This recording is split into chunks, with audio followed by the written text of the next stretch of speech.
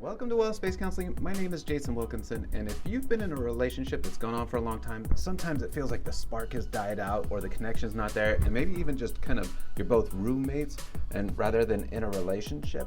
And so I want to give you some tips on how to build emotional intimacy and how to strengthen that in your relationship. So tip number one is to find things that you appreciate about your partner. Be on the lookout for those, not just the things that have gone wrong, not just the negative aspects or what you wish was different.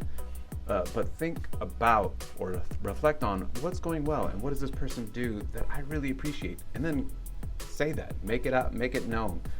Tip number two is to remember the good times. So reminisce about the fun things that you have done together, those shared experiences, just fun that you've had. Laugh about some of those memories. It can really build up that emotional intimacy. Tip number three is to commit to connection. So you gotta be committed to connecting, even if it's just 5 minutes a day. But we all get busy, we all get distracted with life. So you have to be committed to setting aside time to connect.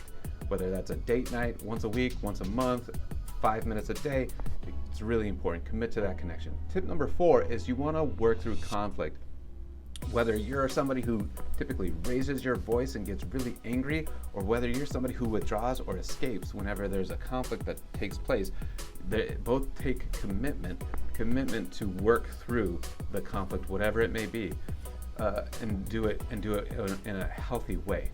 Tip number five is you want to practice the art of presence. And again, this is getting rid of distraction, turning off the cell phone, turning off the television, and just be there with your partner, even just setting aside worries for the future. Just being there right now, present right now with your other person. Tip number six is to be curious about your partner. So people continue to grow throughout their lifetime. We have new experiences that change the way that we think about the world or view the world. We learn, we read, we grow, we get new interests.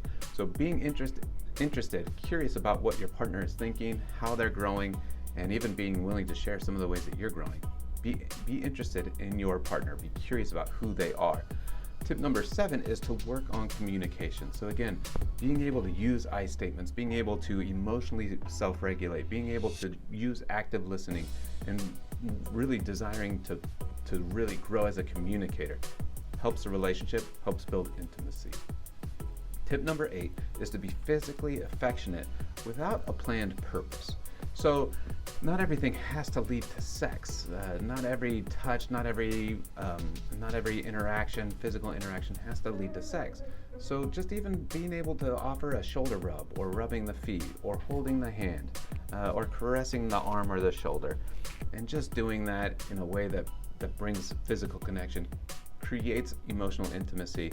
You know, physical intimacy rarely happens when somebody feels like there's a ledger being kept or an IOU in any sense. So really just kind of having some of that affectionate touch without any kind of strings attached can be very valuable in creating emotional intimacy as well. And tip number nine is you want to seek to balance the me and the we. So doing some of that individual work so that you can grow as a person. Relationships require, healthy relationships typically require two healthy individuals.